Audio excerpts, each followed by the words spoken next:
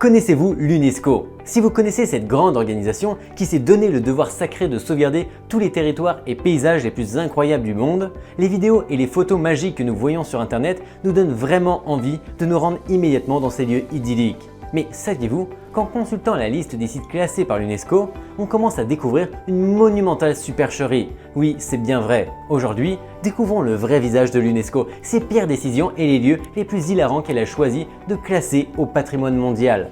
Installez-vous confortablement et c'est parti!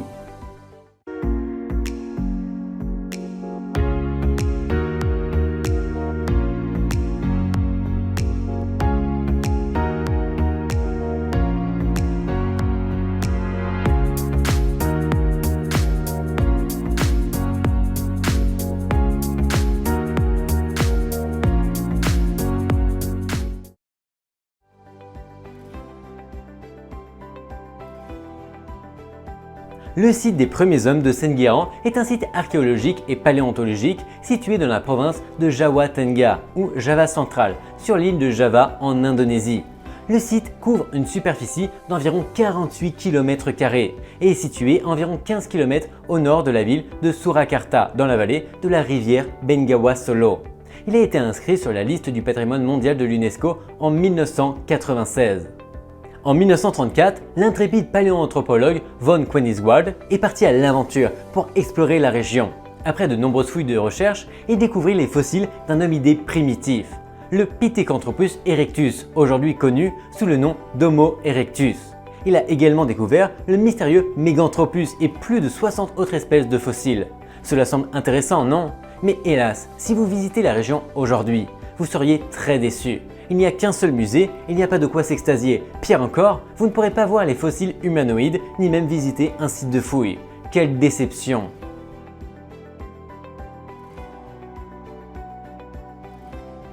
Il était une fois dans une vallée magique connue sous le nom de My Son Quang Nam au Vietnam, qui reposait un sanctuaire. Il s'agissait d'un ensemble de merveilleux temples hindous, bien que quelque peu délabrés, assemblés entre le 4e et le 14e siècle par les illustres rois du Champa. Ces temples vénéraient le grand Shiva, connu sous le nom de Bhadreshvara par les habitants de la région. La vallée servait de lieu sacré bénéficiant des rituels de la dynastie régnante, ainsi que de lieu de sépulture pour les stars du Champa, à la fois leur dernière demeure et bien sûr qui les accompagnaient au-delà de leur tombe. Hélas, de nos jours, ces anciennes ruines n'ont plus la même renommée qu'autrefois et n'attirent certainement plus les touristes comme autrefois. Sa taille n'est pas très impressionnante et son état de conservation est tout à fait aussi lamentable. Les ruines sont en effet ruinées et c'est pourquoi on voit rarement des touristes ou des aventuriers courageux dans la vallée.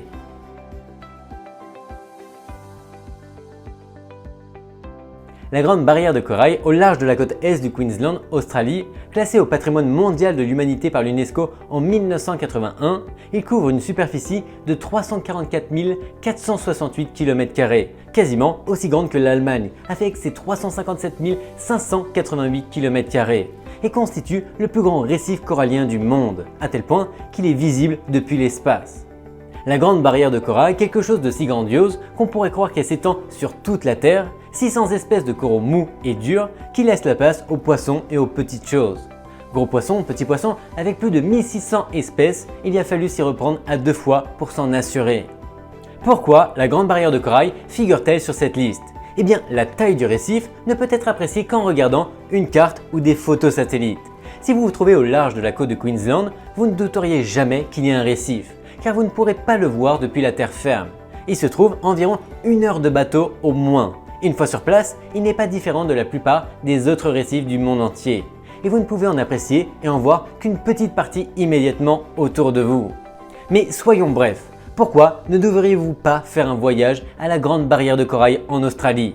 Outre le fait que la région abrite d'innombrables créatures effrayantes, vous serez également contraint de supporter l'intense soleil australien qui vous grillera littéralement sur place en un rien de temps. De plus, vous ne serez pas la seule créature dans l'eau, car les méduses sont toujours prêtes à vous assommer d'une piqûre et les requins se feront un plaisir de vous dévorer. Alors à moins d'être prêt à risquer votre vie, nous vous conseillons de ne pas vous aventurer sur la Grande Barrière de Corail.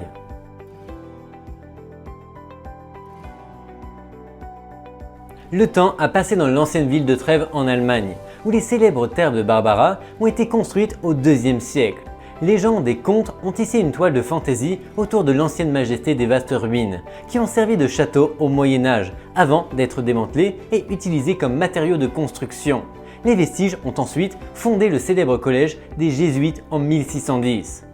Il ne reste pas grand chose des bains extravagants, mais de grands tunnels de métro, des empreintes de fondation et un système d'égouts, un système de chauffage, un complexe de piscines et des fours exceptionnellement bien conservés, il faut l'avouer. Demandez à n'importe quel voyageur de la région, il vous dira que l'UNESCO s'est intéressé à ces 9 monuments, mais qu'il n'est pas recommandé de les visiter tous, car cela demande un dévouement qui dépasse celui des simples mortels.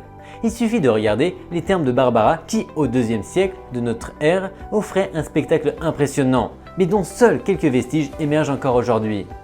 Bref, regarder un reportage sur internet vous fera gagner beaucoup de temps et vous permettra de voir plus rapidement les éléments intéressants des quelques vestiges encore debout. Les bains de Barbara peut sembler être une destination amusante, mais n'y allez pas. C'est là que se trouvent les spas les plus ennuyeux du monde, où il n'y a ni piscine, ni massage, ni même un jacuzzi en vue. Juste des hordes de vieux qui se promènent en peignoir blanc en tissu éponge. Alors, à moins que vous n'aimiez passer votre journée à faire des siestes par pur ennui, évitez à tout prix Barbara Basseuse. Les bains de Barbara.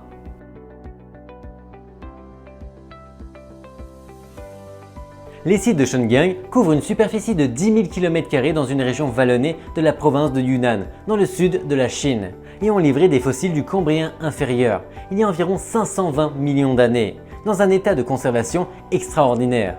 En effet, on a trouvé non seulement des squelettes et des tissus durs, mais aussi des parties molles et des traces d'une grande variété d'organismes, ce qui témoigne de la diversification de la vie sur Terre.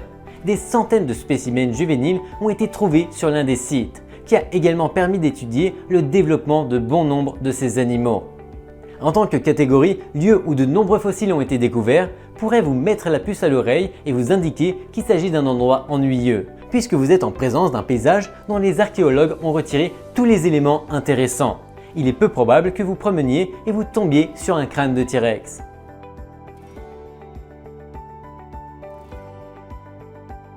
L'Opéra de Sydney se trouve, comme vous l'avez deviné, à Sydney en Australie et peut sembler impressionnant de loin, mais c'est probablement le site du patrimoine mondial de l'UNESCO le plus surestimé au monde. Si tout le monde rêve de le voir, de près, il n'est guère éblouissant. Avec ses carreaux qui semblent avoir été mâchés par un fumeur de longue date, de plus, d'autres nouveaux bâtiments tels que le Skydome à Toronto ou le Nid d'Oiseau à Pékin méritent probablement davantage le titre de patrimoine mondial que l'emblématique Opéra de Sydney.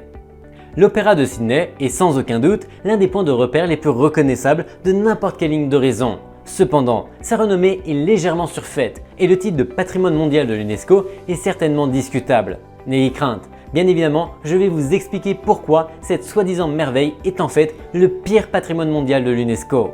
On pourrait s'attendre à ce qu'un grand et prestigieux théâtre dispose d'équipements haut de gamme, n'est-ce pas? Eh bien c'est faux. Malheureusement, le mobilier obsolète, les scènes effondrées et une myriade d'autres problèmes de l'opéra se révèlent être une véritable déception. Sans compter que les salles disponibles à l'intérieur vont de la décrépitude et de la restriction à l'inaccessibilité.